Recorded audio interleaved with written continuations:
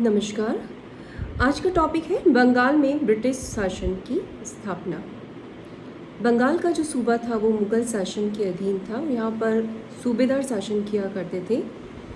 बंगाल एक बहुत ही इम्पोर्टेंट सूबा था जहाँ का उद्योग, व्यापार, वाणिज्य बहुत अच्छा था और आर्थिक स्थिति वहाँ की बहुत ज़्यादा अच्छी थी।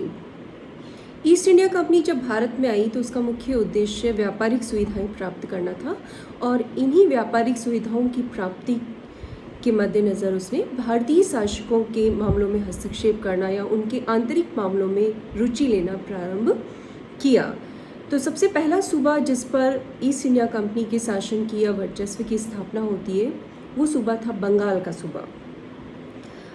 उससे पूर्व की अगर हम बात करें उत्तरकालीन मुग़ल समय में बंगाल की जो पोजीशन थी, औरंगज़ेब के समय में जो बंगाल का सूबा था, बंगाल, बिहार और उड़ीसा ये तीनों अलग अलग सूबे थे।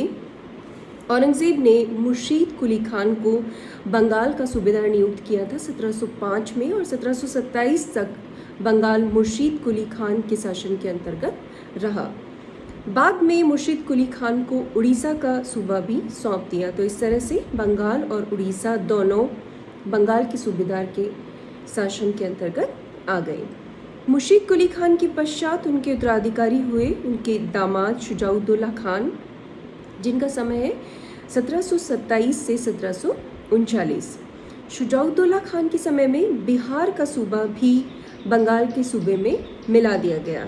तो जिस समय की हम बात कर रहे हैं, जिस समय ईस्ट इंडिया कंपनी का बंगाल के सूबेदारों के साथ में संपर्क हुआ, उस समय बेसिकली बंगाल, बिहार, उड़ीसा ये तीनों सूबे जो थे वो बंगाल के सूबेदार के शासन के अंतर्गत आते थे।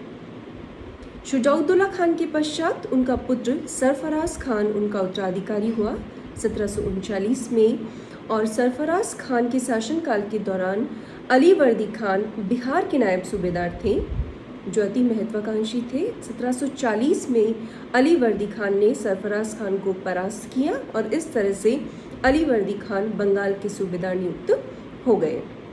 इस वक्त मुग़ल शासक थे मोहम्मद शाह। मुग़ल सम्राट मोहम्मद शाह को बहुत सारा धन दिया अलीवर्दी खान ने और इस तरह से उन्होंने अपने पद की पुष्टि का पत्र भी प्राप्त कर लिया। अब हम बात करते हैं बंगाल में ईस्ट इंडिया कंपनी ने किस तरह से व्यापारिक सुविधाओं की प्राप्ति की। ईस्ट इंडिया कंपनी ने बंगाल में अपनी बहुत सारे व्यापारिक केंद्र स्थापित किए जिन्हें कोठी या बादाम के नाम से भी जाना जाता है। इस तरह की बस्ती जो एक इम्पॉर्टेंट थी 1651 में हुगली नगर में स्थापित की गई थी। इस वक्त जो थे बंगाल के सूबेदार थे वो थे शाह शुजा जो कि मुग़ल बादशाह शाहजहाँ के पुत्र थे। शाहजहाँ के पुत्र शाह शुजा जो कि बंगाल के सूबेदार थे, उनकी अनुमति से अंग्रेज़ों ने बंगाल में व्यापार करने का अधिकार प्राप्त कर लिया।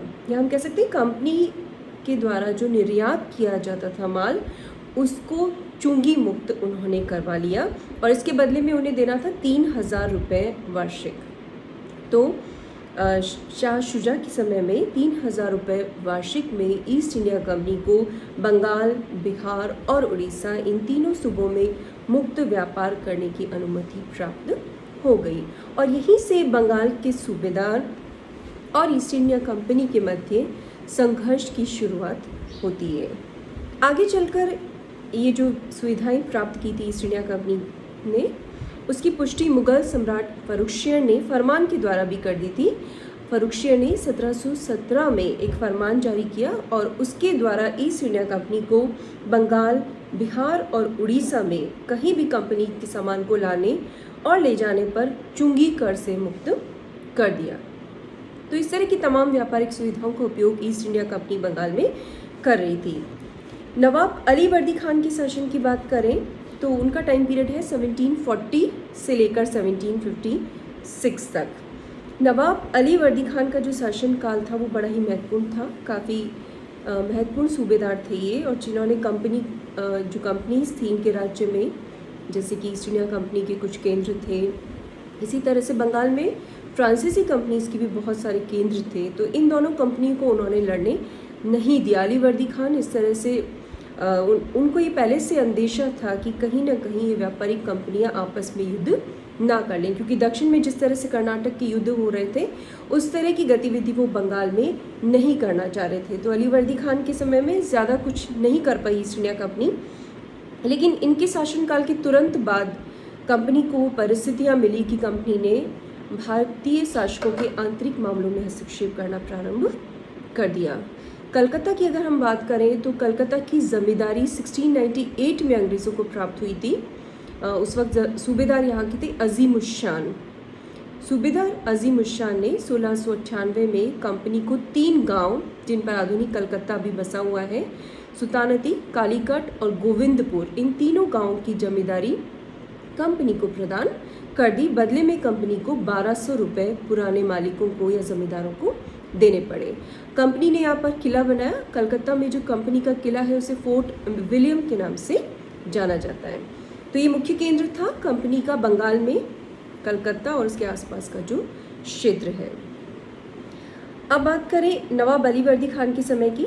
नवाब अलीवर्दी खान की कोई पुत्र नहीं था, इसलिए उन्होंने अपनी छोटी पुत्री के पुत्र सिराजुद्दौला को अपना उत्तराधिकारी नियुक्त कर दिया था। लेकिन उनके इस कदम से बहुत सारे उनके प्रतिद्वंदी थे जो खुद नवाब बनना चाहते थे। उनमें एक है दीवान राजवल्लभ, जिनको घसीटी बेगम का सपोर्ट प्राप्त था। घसीटी बेगम जो थी नवाब अलीवर्दी खान की पुत्री थी। उन्होंने सिराजुद्दौला के बड़े भाई के पुत्र मुराउद्दौला को गोद ले लिया था और उनको नवाब बनाना चाहती थी। इसी तरह से अलीवर्दी खान की दूसरी लड़की का पुत्र था शौकत जंग, जो कि पूर्णिया का सूबेदार था, वो भी नवाब बनना चाहता था। और सबसे कड़ा जो प्रतिद्वंदी था सिराजुद्दौला का, जो आगे चलकर सिद्ध हुआ, वो थे अलीवर्दी खान के बहनोई और राज्य के प्रधान सेनापति मीर जाफर, जो स्वयं नवाब बनना चाहते थे। अलीवर्दी खान जब नवाब बने थे तो उनको सूबेदार बनाने में बंगाल के हिंदू व्यापारियों ने बहुत सपोर्ट किया था। इसलिए अलीवर्दी खान ने हिंदुओं को बहुत ही महत्वपूर्ण पदों पर नियुक्त किया था और जो व्यापार था बंगाल का वो भी ज़्यादातर हिंदुओं के हाथ में था। तो ये जो हिंदू थे ये ईस्ट इंडिया कंपनी के संपर्क में भी आए और इन्हें काफ़ी फ़ायदा भी हुआ। राय दुर्लभ हैं, जगत सेठ बंधु है, राम नारायण, मानिक चंद्र, ये सब कहीं ना कहीं अंग्रेज़ों से जुड़े हुए थे। अंग्रेज़ों के व्यापार का फ़ायदा इन्हें भी मिलता था। बंगाल का जो अधिकांशतः व्यापार है वो हिंदू व्यापारियों के हाथ में ही था और बाद में और भी बढ़ गया। आगे चलकर अगर हम बात करें, सिराजुद्दौला जैसे ही नवाब बनते हैं बंगाल के अलीवर्दी खान की डेथ के बाद, वैसे ही वो परिस्थितियाँ निर्मित होती है कि अंग्रेज़ों और सिराजुद्दौला के मध्य संघर्ष की परिस्थितियाँ उत्पन्न हो जाती है। तो हम देखते हैं उसके पश्चात जो संघर्ष होता है वो है प्लासी का युद्ध और उसके पश्चात होता है बक्सर का युद्ध। ये 2 महत्वपूर्ण युद्ध है जो कंपनी ने लड़े हैं और इस तरह से बंगाल को उन्होंने अंग्रेज़ी शासन के अधीन कर लिया है। प्लासी के युद्ध की परिस्थितियों की अगर हम बात करें, अंग्रेज़ों और सिराजुद्दौला के मध्य जो संघर्ष हुआ, प्लासी का संघर्ष, उसकी बात करें, कारण जो है राजनीतिक कारणों की बात करें तो अंग्रेज़ जैसे ही सिराजुद्दौला नवाब बना तो नवाब के जितने भी शत्रु थे उनको अंग्रेज़ों ने सहयोग देना शुरू कर दिया, जैसे घसीटी बेगम, दीवान राजवल्लभ, जिनकी सिराजुद्दौला से बनती नहीं थी। तो अंग्रेज़ों ने सिराजुद्दौला की सत्ता की अवज्ञा भी की और प्रारंभ से ही सिराजुद्दौला अंग्रेज़ों के प्रति आशंकित हो गया और सिराजुद्दौला ने अंग्रेज़ों की शक्ति का दमन करने का निश्चय भी किया। तो दोनों के जो संबंध थे वो शुरू से ही आशंका से भरे हुए थे, इसलिए आगे चलकर युद्ध की परिस्थितियाँ निर्मित हो गई।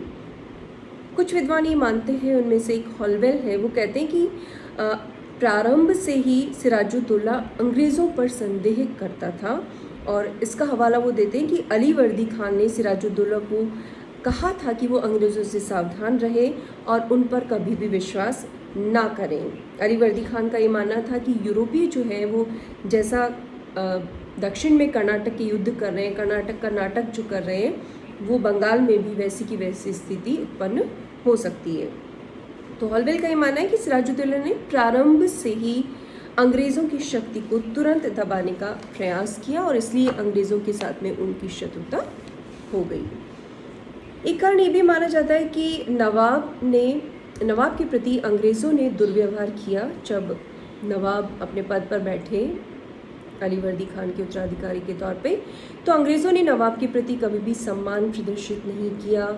जब राज्याभिषेक हुआ सिराजुद्दौला को, तो इस अवसर पर कोई भेंट प्रदान नहीं की गई। इसी तरह से नवाब ने एक बार कहा कि वो मीर कासिम बाज़ार की अंग्रेज़ों की फैक्ट्री देखना चाहते हैं, तो ईस्ट इंडिया कंपनी ने वो परमिशन नवाब को प्रदान नहीं की, मीर कासिम बाज़ार की फैक्ट्री उनको नहीं दिखाई। और इस तरह से बहुत सारी व्यापारिक जानकारियाँ भी सिराजुद्दौला चाहता था कि कंपनी उसको प्रदान करे, लेकिन व्यापार के बारे में जानकारी भी कंपनी ने प्रदान नहीं की। तो प्रारंभ से ही उनके जो रिश्ते थे वो बहुत ज़्यादा अच्छे नहीं रहे। और सबसे इम्पॉर्टेंट कारण ये है कि अंग्रेज़ों ने अपनी व्यापारिक सुविधाओं का दुरुपयोग करना शुरू कर दिया। जैसे कि पूर्व में भी बता चुकी हूँ कि अंग्रेज़ों को या ईस्ट इंडिया कंपनी को फर्रुखशियर ने 1717 में एक फरमान के द्वारा चुंगी मुक्त व्यापार करने की परमिशन प्रदान कर दी थी। जैसे ही परमिशन उनको मिली, अंग्रेज़ों ने इस सुविधा का दुरुपयोग करना शुरू कर दिया। अंग्रेज़ एक दस्तक जारी किया करते थे, जिस भी माल को चुंगी मुक्त किया जाता था, फ्री पास जिसे कहा जाता है। तो अंग्रेज़ों ने फ्री पास या दस्तक की सुविधा भारतीय व्यापारियों को भी रिश्वत लेकर देना शुरू कर दिया। इसी तरह से कंपनी के बहुत सारे कर्मचारी अपने निजी व्यापार में भी इस दस्तक का प्रयोग करके उसको चुंगी मुक्त करवा लेते थे। इस तरह से बंगाल के राजस्व को बहुत ज़्यादा हानि उठानी पड़ती थी और ख़ास तौर से भारतीय व्यापारियों को बहुत ज़्यादा, उनके हितों को बहुत ज़्यादा नुकसान होता था। तो एक इम्पॉर्टेंट कारण अगर हम कहें कि प्लासी के युद्ध का है, तो ये कि ईस्ट इंडिया कंपनी ने अपनी व्यापारिक सुविधाओं का, फ्री पास का, दस्तक का दुरुपयोग करना शुरू कर दिया। इसी तरह से ईस्ट इंडिया कंपनी की जो कलकत्ता बस्ती थी, उसमें बहुत सारे जो नवाब के शत्रु थे उनको संरक्षण प्रदान किया गया। जब सिराजुद्दौला शासक बना तो उसने दीवान राजवल्लभ के विरुद्ध अभियान किया था। जब राजवल्लभ की जो संपत्ति थी वो राजवल्लभ ने कृष्णवल्लभ के हाथ में कलकत्ता के पास में भेज दी थी। और जब सिराजुद्दौला ने कहा कि कृष्णवल्लभ को लौटा दिया जाए, तो अंग्रेज़ों ने ये मांग उसकी एक्सेप्ट नहीं की। इसी तरह से यूरोप में जब सप्तवर्षीय युद्ध शुरू हुआ, 1756 से शुरू होता है, 7 वर्ष चलता है और 1763 तक चलता है। तो जैसे यूरोप में सप्तवर्षीय युद्ध आरंभ हुआ, तो यहाँ पर जो फ्रेंच और अंग्रेज़ कंपनीज के बस्तियाँ थी, उनमें भी संघर्ष हो जाएगा, इस तरह की आशंका व्यक्त की गई और आगे चलकर ये संघर्ष हुआ भी। तो उस संघर्ष को मद्देनज़र फ्रांसीसी और अंग्रेज़ कंपनियों ने अपनी अपनी जो भी सेंटर्स थे, बस्तियां थी, उनमें किलेबंदी करना शुरू कर दिया, अपने सैनिकों की संख्या बढ़ाना शुरू कर दिया। तो इस तरह की तमाम सैनिक तैयारियां सप्तवर्षीय युद्ध के आरंभ होते ही फ्रांसीसी कंपनीज और ईस्ट इंडिया कंपनी दोनों ने शुरू कर दी। जब नवाब को इन सब के बारे में जानकारी मिली, तो नवाब ने कलकत्ते की किलेबंदी तोड़ने का आदेश दिया और अंग्रेज़ों ने नवाब की इस आज्ञा का पालन नहीं किया और परिणाम स्वरूप दोनों के मध्य संघर्ष की शुरुआत हो गई। सिराजुद्दौला चाहता था कि उसके राज्य में उसके नियम, उसके कानूनों की पालना सुनिश्चित हो और कंपनी कहती थी कि जो कलकत्ता और आसपास का क्षेत्र है, चूँकि वो वहाँ की ज़मींदार है, इसलिए वो वहाँ के क्षेत्र में किसी भी तरह का कार्यवाही कर सकती है, किलेबंदी कर सकती है, उसे इस क्षेत्र में पूरी तरह से स्वायत्तता प्राप्त थी। नवाब ने प्रारंभ में कोशिश की बातचीत के माध्यम से समस्या का सुलझाव हो जाए, लेकिन अंग्रेज़ अधिकारियों ने इस प्रस्ताव की ओर ध्यान नहीं दिया और सिराजुद्दौला ने इस तरह से आक्रमण की शुरुआत कर दी। सबसे पहले 4 जून 1756 को मुर्शिदाबाद के पास में अंग्रेज़ों की फैक्ट्री है, मीर कासिम बाज़ार की फैक्ट्री, उस पर सिराजुद्दौला ने आक्रमण किया। वॉट्स के अधिकार में आता था ये क्षेत्र।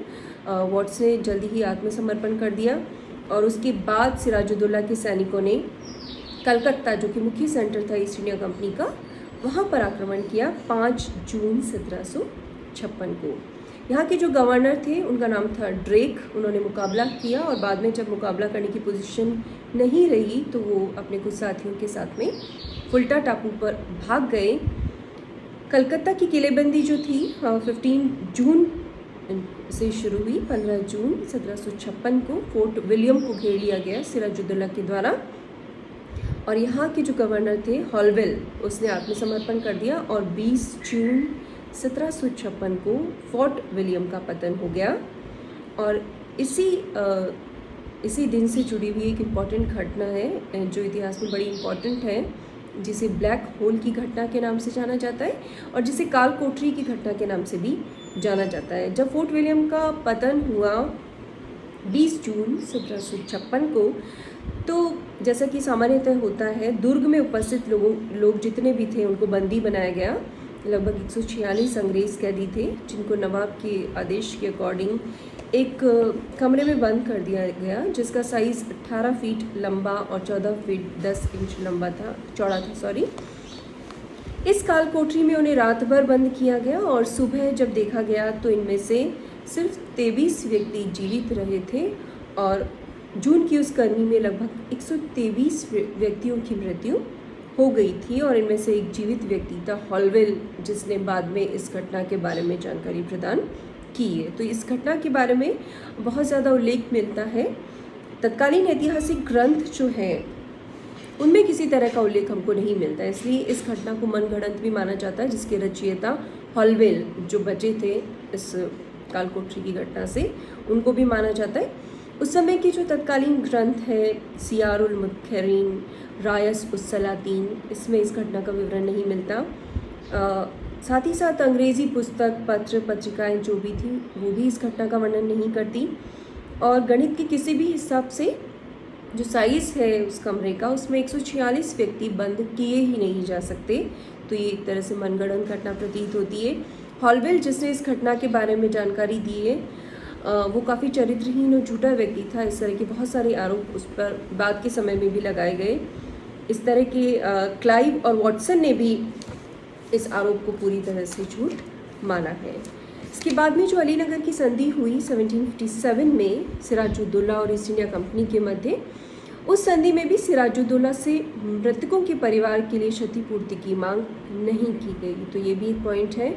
और इसके अलावा हॉलवेल ने वो सूची नहीं दी जो व्यक्ति मारे गए थे, जिनकी मौत हुई थी, संभवतः वे युद्ध में लगी चोटों से मारे गए थे। तो ये कालकोठरी की घटना है जिसका प्रयोग अंग्रेज़ों ने सिराजुद्दौला को बदनाम करने के लिए, सिराजुद्दौला को एक क्रूर शासक सिद्ध करने के लिए बहुत समय तक उसका उपयोग किया है, ताकि सहानुभूति ईस्ट इंडिया कंपनी को मिल पाए। इसके बाद में अलीनगर की संधि हुई सिराजुद्दौला और अंग्रेज़ों के मध्य, क्योंकि सिराजुद्दौला को लगा कि नवाब को लगता था कि बहुत सारे उसके जो अधिकारी हैं वो अंग्रेज़ों से मिल गए हैं। दूसरी तरफ अहमद शाह अब्दाली के आक्रमण बहुत हो रहे थे, तो उसे लग रहा था कहीं अब्दाली बढ़कर बंगाल पर भी आक्रमण ना कर दें। तो एक साधारण सा युद्ध हुआ और उसके पश्चात सिराजुद्दौला और ईस्ट इंडिया कंपनी के मध्य अलीनगर की संधि 9 फरवरी 1757 को संपन्न हो गई। वॉटसन और क्लाइव ने इससे पूर्व ही कलकत्ता पर पुनः अधिकार स्थापित करवा लिया और क्लाइव के नेतृत्व में अंग्रेज़ों को सफलता मिली और इस तरह से अलीनगर की संधि संपन्न हुई। अलीनगर की जो संधि की शर्तें थी उनके अनुसार मुगल बादशाह ने जो भी रियायतें अंग्रेज़ों को दी थी वो सभी व्यापारिक सुविधाएं और विशेषाधिकार को नवाब ने भी स्वीकार कर लिया। बंगाल, बिहार और उड़ीसा में कंपनी के दस्तक के प्रयोग के अधिकार को मान लिया गया। साथ ही जिन फैक्ट्रियों पर नवाब ने अधिकार किया था वे वापस कंपनी को लौटा दी गई और अंग्रेज़ों की हानि के बदले नवाब ने धन भी कंपनी को प्रदान किया। साथ ही अंग्रेज़ों को कलकत्ते की किलेबंदी करने का अधिकार भी दे दिया गया और अंग्रेज़ों को अपने सिक्के ढालने का अधिकार भी मिल गया। यह निश्चित किया गया कि जब तक नवाब की ओर से संधि का उल्लंघन नहीं होगा तब तक अंग्रेज़ नवाब के राज्य में शांतिपूर्वक रहेंगे। तो अलीनगर की संधि से लगभग सभी व्यापारिक सुविधाएं ईस्ट इंडिया कंपनी को पुनः मिल गई। हर्जानी के रूप में एक भारी रकम मिली। किलेबंदी करने का अधिकार मिल गया कलकत्ता का, और उन्हें मुद्रा टंकन का राइट भी मिल गया। और एक इस संधि का परिणाम यही हुआ कि संधियों ने फ्रांसीसियों और नवाब के मिल जाने के मार्ग को भी पूरी तरह से ख़त्म कर दिया। तो अलीनगर की संधि जो थी एक इम्पॉर्टेंट पड़ाव थी, लेकिन इसके पश्चात भी नवाब और कंपनी के संबंध सामान्य नहीं रह सके और अंततः दोनों का जो निर्णायक संघर्ष था वो प्लासी के युद्ध में संपन्न हुआ।